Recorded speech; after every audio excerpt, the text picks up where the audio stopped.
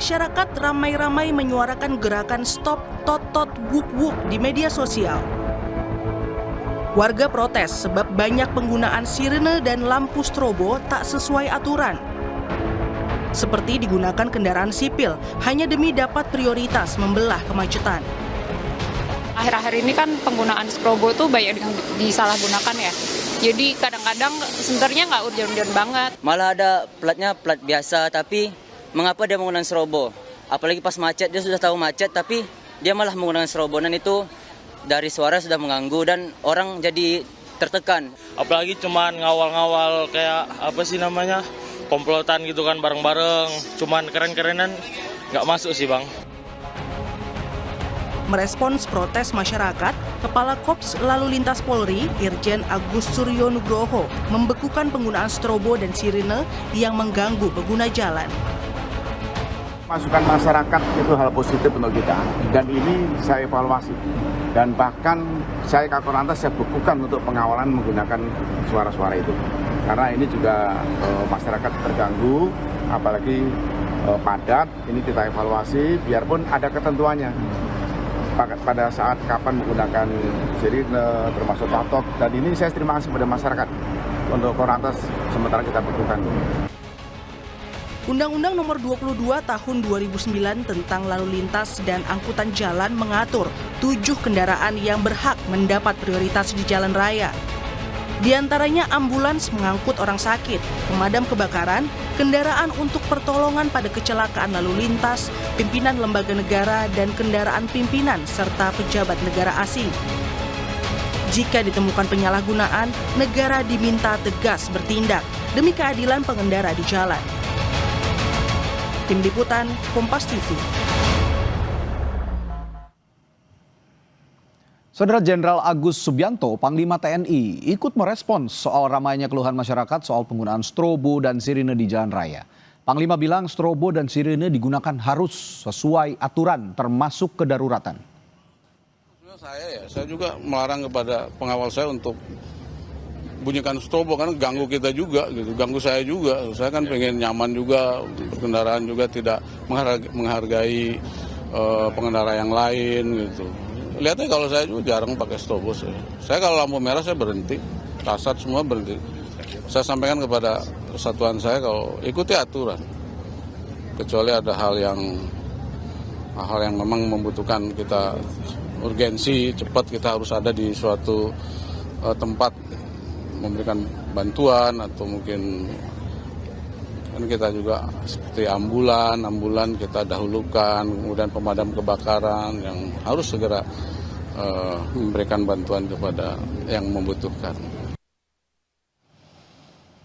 Dan kita akan lebih dalam membahas hal ini, soal protes masyarakat terhadap penyalahgunaan sirine dan strobo, lalu juga bagaimana Korlantas mengawasi penerapannya bersama Direktur Penegakan Hukum Korlantas Polri, Brigadir Jenderal Polisi Faisal, lalu hadir pula founder Jakarta Defensive Driving Consulting, sekaligus praktisi keselamatan berkendara Yusri Palubuhu. Selamat malam Bapak-Bapak. Selamat malam Ya, Mas baik. Pradi. Selamat malam Jenderal. Selamat malam, Pak. Oke. Tadi selamat malam, Pak Yusri. Baik, saya pertama-tama ke Pak Dir dulu, Pak Dirgakum. Pak Faisal, sekarang sudah di moratorium, tapi saya ingin tanya penerapannya soal aturannya, soal penggunaan sirine dan strobo ini gimana sih sejauh ini? Ya, jadi terima kasih ya Mas. Mohon Ya. maaf ini saya lagi perjalanan dari Baik, silakan Pak. Jogja. Mohon maaf. Kemarin kami sudah banyak sekali masukan, sudah banyak kali saran termasuk dari Pak Yusri ini, luar biasa sekali. Memang penggunaannya semua sudah diatur dalam Undang-Undang Kepolisian ya, Undang-Undang Lalu Lintas, Nomor 2 Tahun 2009. Tadi juga sudah disinggung ada 7 kendaraan prioritas, kemudian juga terkait masalah penggunaan lampu di pasal 59 ayat 5 itu ada 3 sebenarnya itu aturan penggunaan lampu. Yaitu lampu biru untuk petugas kepolisian, kemudian lampu kuning merah untuk ambulans, damkar, kemudian teman-teman dari TNI, kemudian lampu kuning untuk petugas tol, kemudian kendaraan-kendaraan truk yang sumbu 3 atau lebih tidak boleh menggunakan lampu kuning. Jadi semua sebenarnya sudah ada aturannya. Namun fenomena ini ternyata sangat ramai sekali, dan kami pun juga sudah memberikan informasi di seluruh wilayah agar melakukan penindakan, melakukan peneguran kepada kendaraan-kendaraan itu, baik yang roda 4, roda 2 yang menggunakan sirine, yang menggunakan rotator, strobo, yang betul-betul sangat mengganggu, terutama pada saat macet gitu, Mas. Nah, gitu. Oke. Ya, ini soalnya juga gerakannya lumayan masif ya Pak Dir, karena di media sosial. Ya, saya juga mengalami ketika saat berkendara begitu ya, kalau ada suara tot-tot, wuk-wuk gitu, kayaknya agak risih juga gitu ketika jalanan sedang macet-macetnya begitu, dan ada yang ingin menyalip. Nah, kalau saya lihat kalau bukan pejabat negara, agak gerah juga kita ngelihatnya. Nah, ini saya tanyakan Pak Yusri nih, Pak Yusri, sirine dan strobo dibekukan memang oleh Korlantas Polri sementara, tapi menurut Anda apa perlu dipastikan juga agar kepolisian ini bisa tegas juga dalam menegakkan penerapan atau aturan penggunaan sirine dan strobo ini, Pak Yusri? Ya, terima kasih Mas Radit. Jadi pada dasarnya di jalan itu yang membuat kita hilang kemampuan pengendalian itu bukan hanya perilaku pengguna jalan yang lain, tetapi suara-suara seperti sirine ataupun sinar lampu yang terang itu bisa memprovokasi, bahkan mengintimidasi kemampuan mengemudi seseorang. Konsentrasi seseorang akan hilang. Nah, yang terjadi ketika orang itu bisa menghandle pengendalian kendaraan, dia cuma kesal sendiri, impactnya atau kecemasan yang timbul itu impactnya juga bisa negatif ya, konsekuensinya bisa negatif, bisa hilang kendali, bisa terjadi clash of verbal gitu ya, dia marah, dia maki gitu ya, mungkin non verbal juga bisa terjadi, sehingga jelas suara yang tidak disenangin atau yang keras dan sinar lampu juga bisa memprovokasi, mengintimidasi konsentrasi atau pengendalian seseorang. Demikian Mas Radit.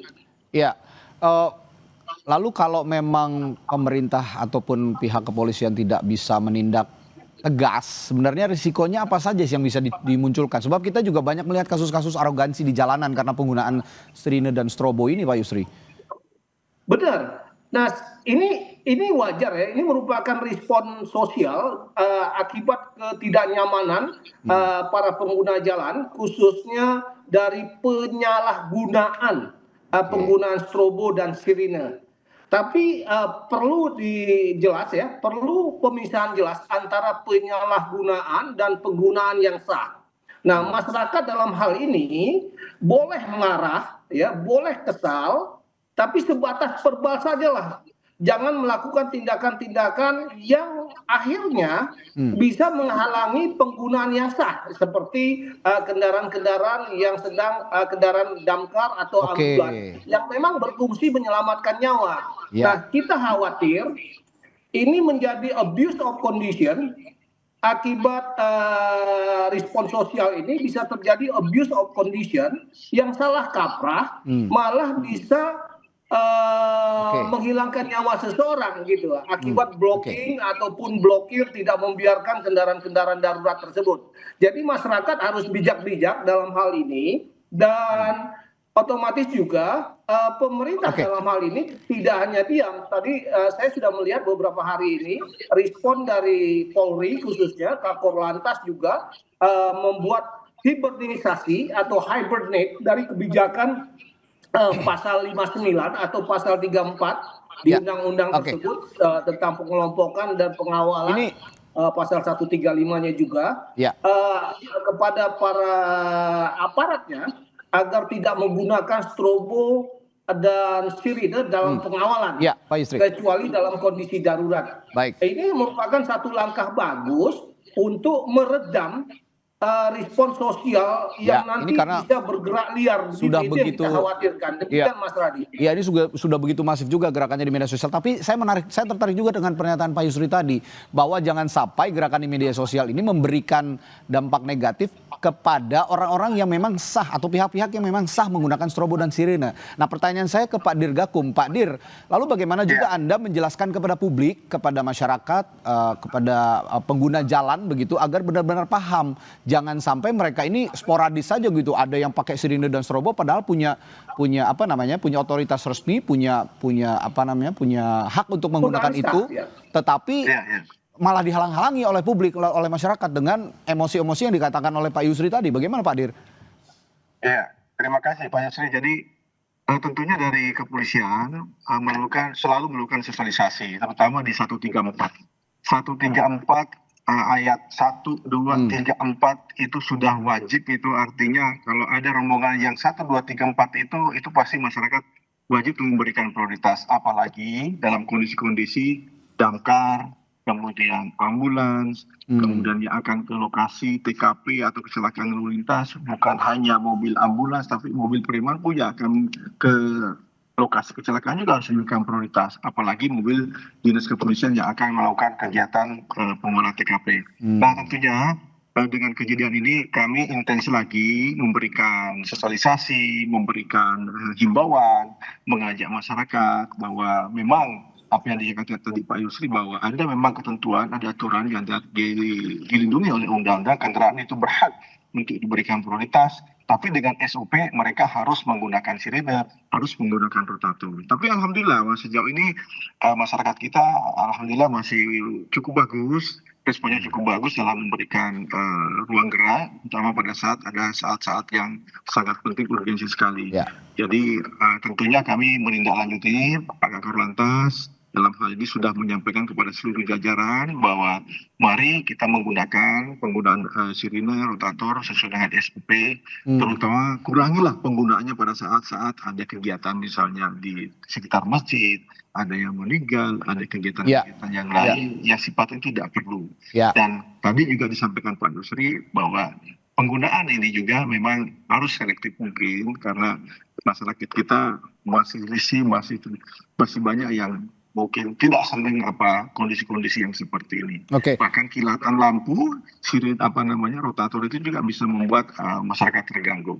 Oleh karena itu dari kepolisian pasti kami menyampaikan sedikit data bahwa 2023 sampai 2025 kita sudah melakukan penindakan 843 pelanggaran terkait masalah penggunaan rotator sirine yang tidak ada 843 ya sudah kita ditindak. hampir setiap hari, apalagi dengan masif seperti ini di media, kita pasti akan melakukan ini Maaf Pak Dir, saya potong. Tapi 843 ini pada saat ada gerakan ini saja atau memang sebelumnya juga sudah ditertibkan? Karena ada juga pertanyaan kenapa kok baru sekarang setelah heboh di media sosial ada pembekuan soal ini gitu Pak Dir. Jadi 2023 itu saya hanya mengambil data per 3 tahun. Jadi 3 tahun belakang kita sudah melakukan penindakan sudah lama sekali.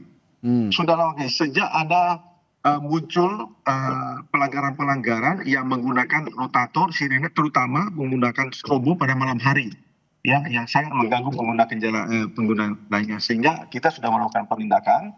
Dan saat ini mungkin sosialisasi teguran kita sudah mengurangi, karena saya yakin masyarakat sudah tahu, apalagi undang-undang ini kan sudah 2009 sudah diundangkan, artinya sudah tahu. Oh, kendaraan saya kendaraan pribadi, nggak boleh menggunakan sirine, nggak boleh menggunakan strobo. Tapi itulah fenomena yang terjadi karena masyarakat kita masih banyak yang punya kendaraan baru, punya motor baru, pingin mungkin hebat, mungkin tambahlah seperti itu. Padahal itu sangat mengganggu, sangat menyalahi aturan. Demikian, Mas. Baik, saya ke Pak Yusri lagi. Tadi kalau kata Pak Dir ini sebenarnya sudah simultan sebenarnya dari 2023 sebelum ada gerakan ini juga kita sudah ada penindakan terhadap penggunaan strobo dan juga sirine. Tapi Anda sendiri sebagai praktisi keselamatan mengendara di jalan raya, Anda merasakan hal itu tidak? Bahwa sebelumnya juga sudah ada penindakan sebenarnya dari polisi? Saya setuju apa yang disampaikan oleh Pak Dirgakum, Pak Faisal, bahwasanya penindakan ini sudah dilakukan sejak lama. Kebetulan saya termasuk bagian daripada mengkampanyekan strobo dan sirine. Pelakunya itu sudah sejak di bawah 2010. Jadi masih Undang-Undang 14 tahun 92. Itu sudah para pejabat di Polri sudah mengkampanyekan itu. Bahkan dari Wakapolri, mantan Wakapolri dulu juga, yaitu Pak Nanan, sudah mengkampanyekan ini. Namun sekali lagi perlu diingat, polisi kalau kita menggantungkan kepada polisi sebagai bagian penegakan, mereka ini sangat terbatas, mungkin kepada pihak sipil saja ya. Nah, tetapi kita akui di dalam penggunaan atau penyalahgunaan strobo dan sirine ini kan pelakunya selain sipil juga banyak instansi kan. Ya, Nah, instansi dan juga sebagaimana keluarga dalam pejabat, Undang-Undang maaf Pak Yusri. 59, Bukan hanya itu instansi, sudah tapi dijelaskan saya juga sering menjumpai instansi keluarga-keluarga tertentu. pejabat. Harusnya pengawasannya juga tadi Panglima juga sudah mengatakan ya. Nah, Ya. seharusnya ditindaklanjutin oleh aparatnya, rangkaiannya bawahannya melakukan penegakan atau penindakan ataupun edukasi kepada stakeholder mereka. Dengan demikian, lalu lintas itu keamanan lalu lintas, ketertiban berlalu lintas tidak hanya dikontrol oleh polisi saja, tapi semua yang bertanggung jawab. Karena bagaimanapun kenyamanan, keselamatan Ya, berlalu ya, lintas itu oke. merupakan tanggung jawab masing-masing pengguna jalan ya. Ya, Nah, baik. ini harus disadari penuh oleh para stakeholder jalan raya. Jadi jangan Oke. serahkan ke polisi-polisi, nggak akan mampu. Jadi Oke, baik, Pak semuanya Yusri. harus melakukan partisipasi. Seperti misalnya saya dari komunitas, saya Baik. ketua komunitas, saya Ya. menyarankan ke anggota komunitas saya Oke. tidak ada yang menggunakan strobo. Begitupun Baik. departemen, begitupun instansi-instansi pemerintah. Karena kalau polisi melakukan penegakan dan mereka bertemu dengan instansi tertentu, maka akan berhenti sampai di situ. Ya, harapannya Demikian Mas Radi. baik. Jadi Harapannya partisipasi daripada stakeholder perlu di dalam penegakan ini. ya, harapannya sebenarnya dari diskusi kita hari ini ada kesamaan atau ada kesetaraan pengguna jalan. Ya, kalau memang meskipun itu pejabat ataupun keluarganya tidak dalam kondisi yang tergesa-gesa, bukan hanya tergesa-gesa, dalam kondisi yang urgent begitu, ini tidak perlulah ya menggunakan strobo atau sirine. Kita yang ingin kita rasakan, publik rasakan sepertinya ya kesetaraan dalam menggunakan jalan raya begitu, berkendara. Baik, terima kasih Pak Yusri, Pak Brigjen Faisal juga, Pak Dirgakum sudah bergabung bersama kami di Sapa Indonesia Malam. Semoga penerapannya juga konsisten dan bisa memberikan pendidikan yang baik untuk berkendara bagi publik. Terima kasih Bapak-bapak, selamat petang. Ya, Sampai jumpa lagi. Terima kasih Mas, terima kasih Pak Yusri.